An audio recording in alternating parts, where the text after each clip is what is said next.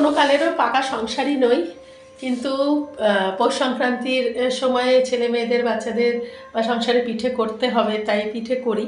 আর কাপা কাপা হাতে এখনও পিঠে করি, আর সেই আজকেও করছি। চলো দেখাই।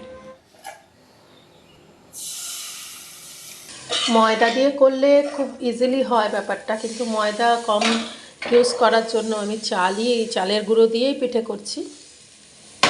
ব্যাস, খুব একটা পারদর্শী নই, এইভাবেই করি। তো এই যে নারকেলের পুরও বানিয়েছি সকালবেলায় গুড় দিয়ে, আর কালকেই চাল ভিজিয়ে রেখেছিলাম, তো এই পেস্ট করে নিয়েছি মিক্সিতে। একটুখানি ময়দা সুজি অবশ্যই দিয়েছি, সেই আর কি।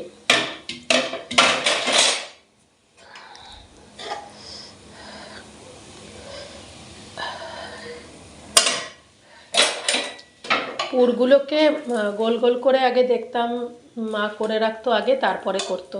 তো অত সময় বা ইচ্ছে কোনোটাই নেই, তো আমি ডাইরেক্ট এরমভাবেই দিয়ে দিই। আর বেশ সুন্দর উঠেও যাচ্ছে, কিন্তু কোনো অসুবিধা হচ্ছে না। আজকে ব্রেকফাস্ট এটাই আমাদের। তো বন্ধুরা, চলো সবাই পিঠে খাও খুব করে, আর ভালোভাবে কাটাও পৌষ সংক্রান্তি। দেখা হচ্ছে নেক্সট ভিডিওতে।